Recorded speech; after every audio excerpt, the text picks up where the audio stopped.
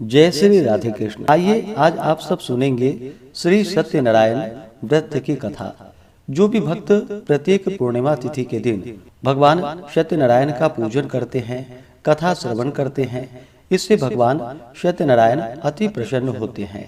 कली काल में भगवान सत्यनारायण का पूजन, जो कि बड़ा ही पुण्य फलदायी माना गया है, यह सभी प्रकार के पाप और ताप को नष्ट करने वाला है तथा इस दिन व्रत को धारण करके भगवान का पूजन करके कथा सुनते हैं। इससे भगवान सत्यनारायण अपने भक्तों के सभी प्रकार के दुख और कष्टों को दूर कर देते हैं तथा सुख और समृद्धि का आशीर्वाद प्रदान करते हैं और अंत में भगवान की धाम की प्राप्ति होती है।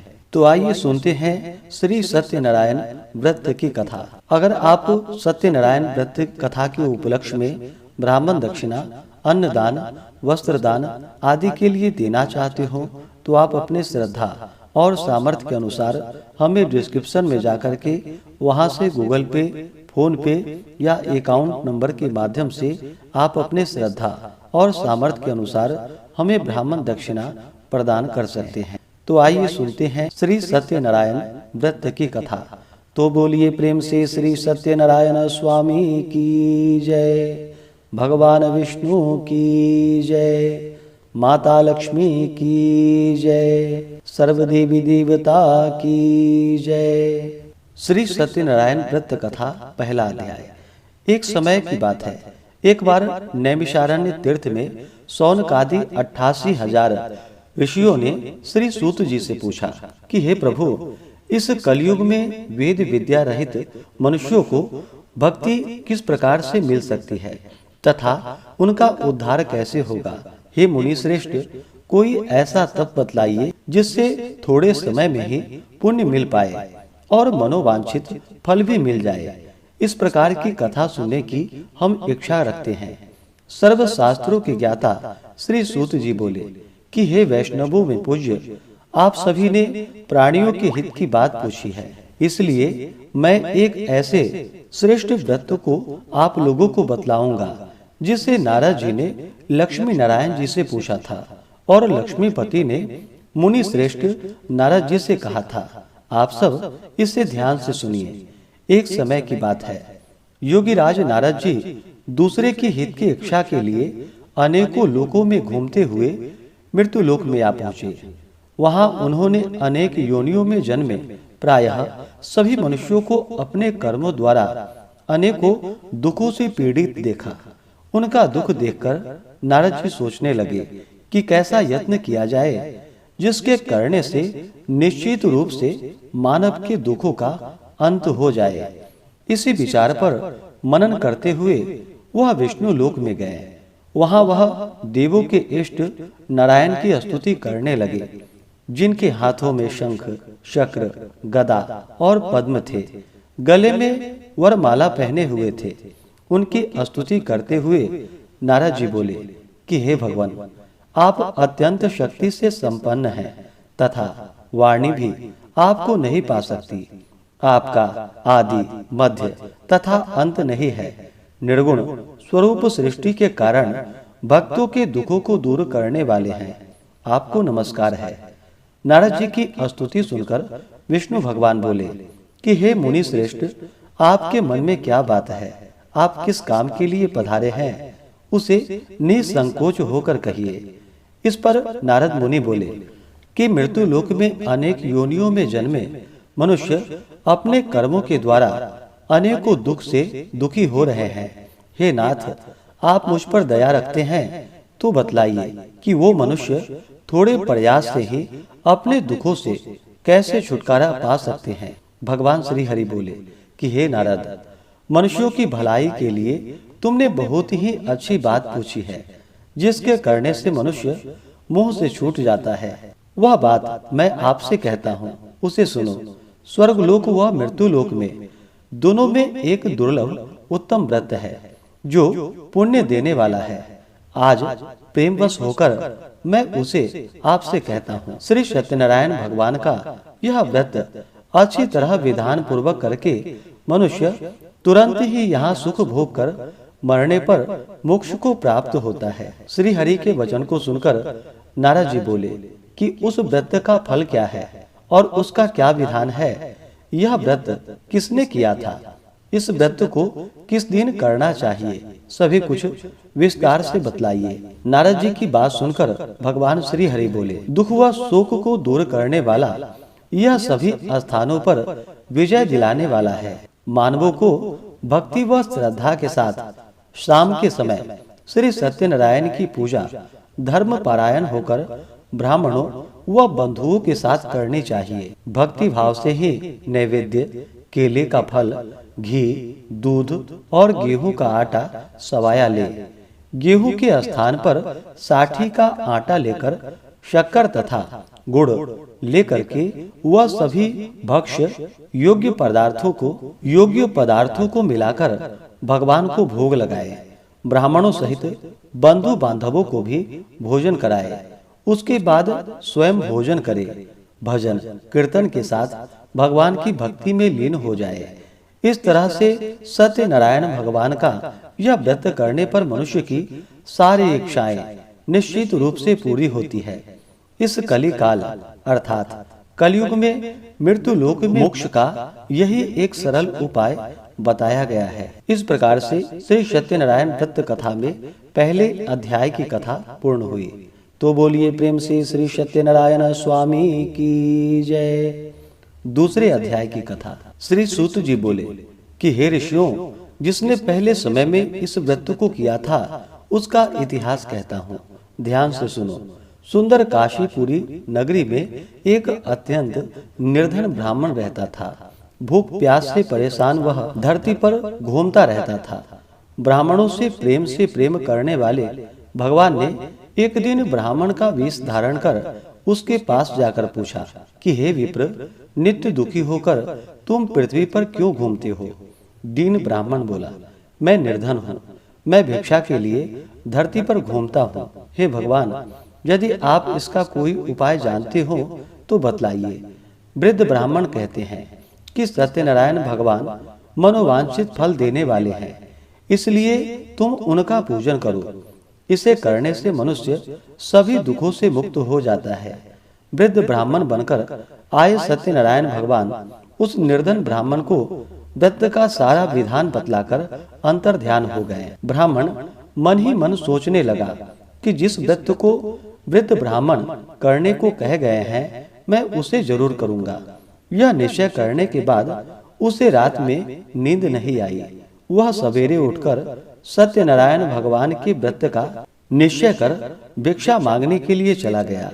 उस दिन निर्धन ब्राह्मण को भिक्षा में बहुत सा धन प्राप्त हुआ, जिससे उसने बंधु बांधवों को साथ लेकर के श्री सत्यनारायण भगवान का व्रत संपन्न किया। भगवान सत्यनारायण का व्रत संपन्न करने के बाद वह निर्धन ब्राह्मण सभी दुखों से छूट गए और अनेक प्रकार की संपत्तियों से युक्त हो गया। उसी समय से वह ब्राह्मण हर माह इस व्रत को करने लगा। इस तरह से सत्यनारायण भगवान के व्रत को जो मनुष्य करेगा वह सभी प्रकार के पापों से छूटकर मोक्ष को प्राप्त होगा। जो मनुष्य इस व्रत को करेगा वह सभी दुखों से मुक्त हो जाएगा। श्री सूत जी बोले, इस तरह से नारद जी से नारायण जी का कहा हुआ श्री सत्यनारायण व्रत को मैंने तुमसे कहा है। हे विप्रो, मैं अब और क्या कहूँ। ऋषि बोले कि हे मुनिवर, संसार में उस विप्र से सुनकर और किस किस ने इस व्रत को किया, हम सब इस बात को सुनना चाहते हैं। इसके लिए हमारे मन में श्रद्धा का भाव है। श्री सूत जी बोले कि हे मुनियों, जिसने इस व्रत को किया है वह सब सुनो। एक समय वही विप्र धन व ऐश्वर्य के अनुसार अपने बंधु बांधवों के साथ इस व्रत को करने को तैयार हुआ। उसी समय एक लकड़ी बेचने वाला बूढ़ा आदमी आया और लकड़ियां बाहर रखकर अंदर ब्राह्मण के घर में गया।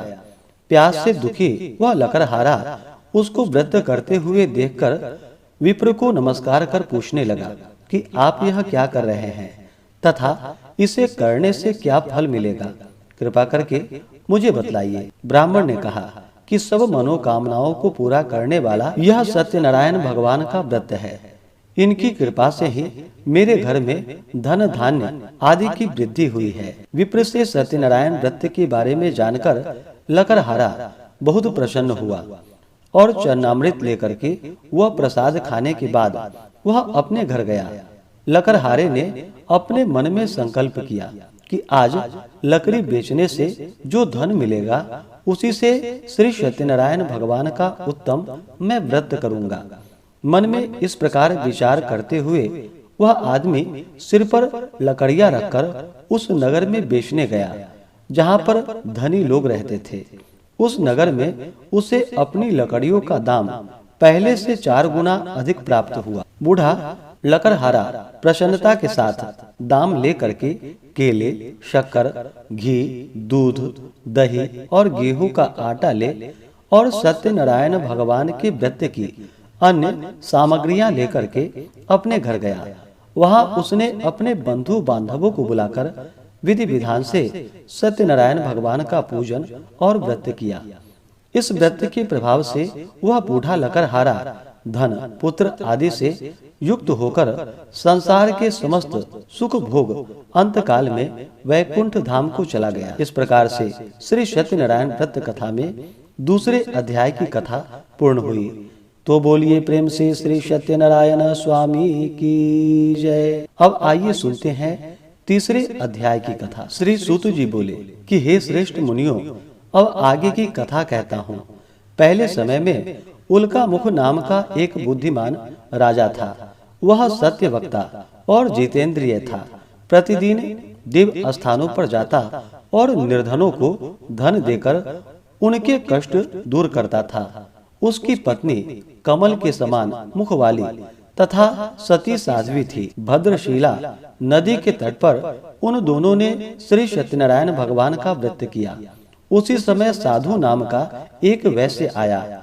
उसके पास व्यापार करने के लिए बहुत सा धन भी था। राजा को व्रत करते देखकर वह विनय के साथ पूछने लगा कि हे राजन, भक्ति भाव से पूर्ण होकर आप यह क्या कर रहे हैं?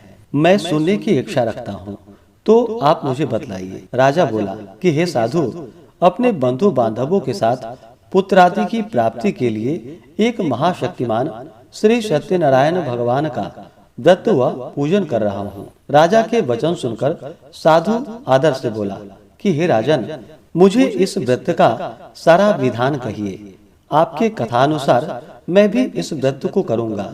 मेरी भी संतान नहीं है और इस व्रत को करने से निश्चित रूप से मुझे संतान की प्राप्ति होगी। राजा से व्रत का सारा विधान सुनकर व्यापार से निवृत्त हो वह अपने घर को चला गया।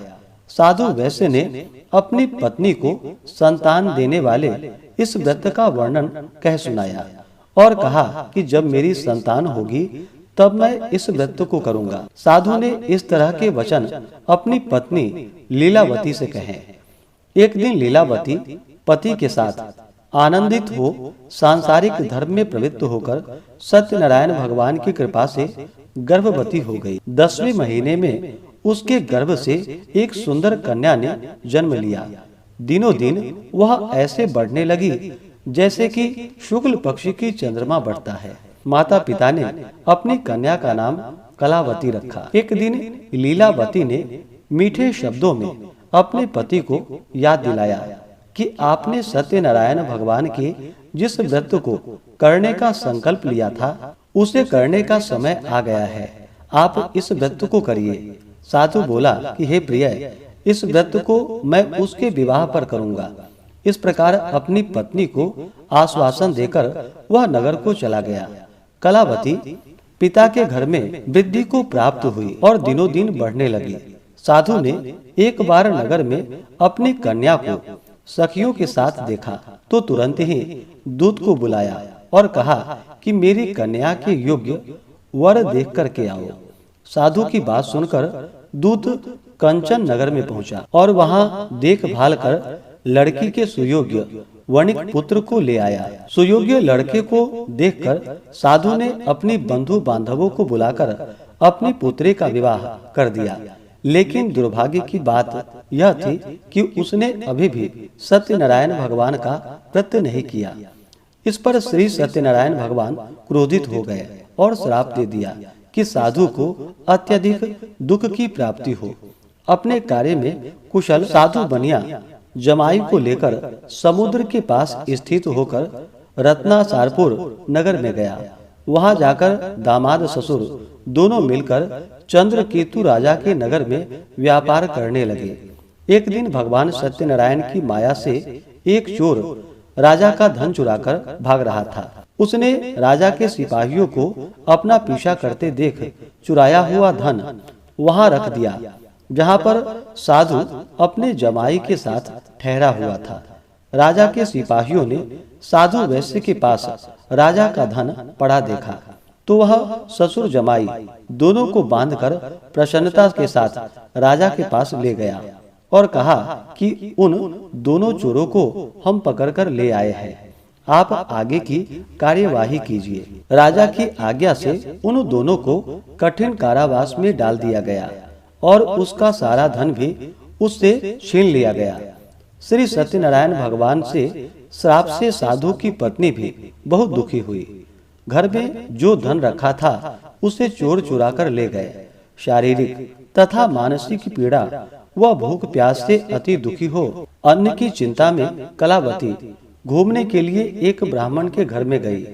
वहां उसने श्री सत्यनारायण भगवान का व्रत होते देखा, फिर कथा भी सुनी। वह प्रसाद ग्रहण कर रात को घर वापिस आई। माता ने कलावती से पूछा कि हे पुत्री, अब तक तुम कहाँ थी, तेरे मन में क्या है? कलावती ने अपनी माता से कहा कि हे माता, मैंने एक ब्राह्मण के घर में श्री सत्यनारायण भगवान का व्रत देखा है। कन्या के वचन सुन लीलावती भगवान के पूजन के लिए तैयार होने लगी। लीलावती ने परिवार व बंधुओं सहित सत्यनारायण भगवान का पूजन और व्रत किया और उनसे वर मांगा कि मेरे पति तथा जमाई शीघ्र घर आ जाएं। साथ ही यह भी प्रार्थना की कि हम सब का अपराध क्षमा करे। श्री सत्यनारायण भगवान इस व्रत से संतुष्ट हो गए और राजा चंद्रकेतु को सपने में दर्शन देकर कहा कि हे राजन, तुम उन दोनों वैश्यों को छोड़ दो और तुमने उनका जो धन लिया है उसे वापिस कर दो। अगर ऐसा नहीं किया तो मैं तुम्हारा धन, राज्य व संतान सभी को नष्ट कर दूंगा। राजा को यह सब कहकर वह अंतर ध्यान हो गए। प्रातः काल सभा में राजा ने अपना सपना सुनाया, फिर बोले कि वणिक पुत्रों को कैद से मुक्त कर सभा में ले आओ। दोनों ने आते ही राजा को प्रणाम किया। राजा मीठी वाणी में बोला कि हे महानुभावों, भाग्यवश ऐसा कठिन दुख तुम्हें प्राप्त हुआ है, लेकिन अब तुम्हें कोई भय नहीं है। ऐसा कहकर राजा ने उन दोनों को नए वस्त्राभूषण भी पहनाए और जितना धन लिया था उसका दुगुना धन वापिस कर दिया। दोनों वैश्य अपने घर को चल दिए। इस प्रकार से श्री सत्यनारायण व्रत कथा में तीसरे अध्याय की कथा पूर्ण हुई। तो बोलिए प्रेम से श्री सत्यनारायण स्वामी की जय। अब सुनते हैं चौथे अध्याय की कथा। श्री सूत जी बोले, वैश्य ने मंगलाचार कर अपनी यात्रा आरंभ की और अपने नगर की ओर चल पड़ा। उसके थोड़ी दूर जाने पर एक दंडी वेशधारी श्री सत्यनारायण ने उससे पूछा कि हे साधु, तेरी नाव में क्या है? अभिमानी वणिक हंसता हुआ बोला कि हे दंडी, आप क्यों पूछते हो? क्या धन लेने की इच्छा है? मेरी नाव में तो बेल व पत्ते भरे हुए हैं। वैश्य के कठोर वचन को सुनकर भगवान बोले कि तुम्हारा वचन सत्य हो। दंडी ऐसे वचन कहकर वहां से दूर चले गए। कुछ दूर जाकर समुद्र के किनारे बैठ गए। दंडी के जाने के बाद साधु वैश्य ने नित्य क्रिया के पश्चात नाव को ऊंची उठते हुए देखकर अचंभा माना और नाव में बेल पत्ते आदि देखकर वह मूर्छित होकर जमीन पर गिर पड़ा। मूर्छा खुलने पर वह अत्यंत शोक में डूब गया। तब उसका दामाद बोला कि आप शोक न मनाए, यह दंडी का श्राप है, इसलिए हमें उनकी शरण में जानी चाहिए, तभी हमारी मनोकामना पूरी होगी। दामाद की बात को सुनकर वह दंडी के पास पहुंचा और अत्यंत भक्ति भाव नमस्कार करके बोला कि मैंने आपसे जो असत्य वचन कहे थे उसके लिए मुझे क्षमा कीजिए। ऐसा कहकर महान शोकातुर हो वह रोने लगा। तब दंडी भगवान बोले कि हे वणिक पुत्र, मेरी आज्ञा से बार बार तुम्हें दुख प्राप्त हुआ है, तू मेरी पूजा से विमुख हुआ है। साधु बोला कि हे भगवान, आपकी माया से ब्रह्मा आदि देवता भी आपके रूप को नहीं जानते, तब मैं अज्ञानी कैसे जान सकता हूँ। आप प्रसन्न होइए। अब मैं सामर्थ्य के अनुसार आपकी पूजा करूंगा, मेरी रक्षा करो और पहले के समान नौका में धन भर दो। साधु वैश्य के भक्ति पूर्वक वचन को सुनकर भगवान प्रसन्न हो गए और उसकी इच्छा अनुसार वरदान देकर अंतर ध्यान हो गए। ससुर जमाई जब नाव पर आए तो नाव धन से भरी हुई थी। फिर वही अपने अन्य साथियों के साथ सत्यनारायण भगवान का पूजन कर अपने नगर को चल दिया। जब नगर के नजदीक पहुँचे तो दूत को घर पर खबर करने के लिए भेज दिया। दूत साधु की पत्नी को प्रणाम कर कहता है कि मालिक अपने दामाद सहित नगर के निकट आ गए हैं। साधु की पत्नी लीलावती ने बड़े हर्ष के साथ सत्यनारायण भगवान का पूजन कर अपनी पुत्री कलावती से कहा कि मैं अपने पति के दर्शन को जाती हूँ, तू कार्य पूर्ण कर शीघ्र आ जाना। माता के ऐसे वचन को सुनकर कलावती जल्दी में प्रसाद छोड़कर अपने पति के पास चली गई। प्रसाद की अवज्ञा के कारण श्री सत्यनारायण भगवान रुष्ट हो गए और नाव सहित उसके पति को पानी में डुबो दिया। कलावती अपने पति को वहां न पाकर रोती हुई जमीन पर गिर गई। नौका को डूबा हुआ देख वह कन्या को रोता देख साधु दुखी होकर बोला कि हे प्रभु, मुझसे तथा मेरे परिवार से जो भूल हुई उसके लिए क्षमा करे। साधु के दीन वचन को सुनकर श्री सत्यनारायण भगवान प्रसन्न हुए और आकाशवाणी हुई कि हे साधु, तेरी कन्या मेरी प्रसाद को छोड़कर आई है, इसलिए उसका पति अदृश्य हो गया है। यदि वह घर जाकर प्रसाद खाकर लौटती है तो उसे उसका पति अवश्य प्राप्त होगा। ऐसी आकाशवाणी को सुनकर कलावती घर पहुंची और प्रसाद खाकर फिर आकर अपने पति के दर्शन करती है। इसके बाद साधु अपने बंधु बांधवों सहित श्री सत्यनारायण भगवान का विधि विधान से पूजन करता है। इस लोक का सुख भोग वह अंत में स्वर्ग को प्राप्त होता है। इस प्रकार से श्री सत्यनारायण दत्त कथा में चौथे अध्याय की कथा पूर्ण हुई। तो बोलिए प्रेम से श्री सत्यनारायण स्वामी की जय। अब सुनते हैं पांचवें अध्याय की कथा। श्री सूत जी बोले कि हे ऋषियों, मैं और भी एक कथा सुनाता हूँ, उसे भी ध्यान पूर्वक सुनो। प्रजा पालन में लीन तुंगध्वज नाम का एक राजा था। उसने भी भगवान का प्रसाद त्याग कर बहुत ही दुख प्राप्त किया। एक बार वन में जाकर वन्य पशुओं को मारकर वह बड़ के पेड़ के नीचे आया। वहां उसने ग्वालों को भक्ति भाव से अपने बंधुओं सहित सत्यनारायण भगवान का पूजन करते देखा। अभिमानवश राजा ने उन्हें देखकर भी पूजा स्थान में नहीं गया और ना ही उसने भगवान को नमस्कार किया। ग्वालों ने राजा को प्रसाद दिया, लेकिन उसने वह प्रसाद नहीं खाया और प्रसाद को छोड़कर वह अपने नगर को चला गया। जब वह नगर में पहुंचा तो वहां सब कुछ तहस नहस हुआ पाया, तो वह शीघ्र ही समझ गया कि यह सब भगवान ने ही किया है। वह दोबारा ग्वालों के पास पहुंचा और विधि पूर्वक पूजा करके प्रसाद खाया, तो श्री सत्यनारायण भगवान की कृपा से सब कुछ पहले जैसा हो गया। दीर्घ काल तक सुख भोगने के बाद मरणोपरांत उसे स्वर्गलोक की प्राप्ति हुई। जो मनुष्य परम दुर्लभ इस व्रत को करेगा तो भगवान सत्यनारायण की अनुकंपा से उसे धन धान्य की प्राप्ति होगी।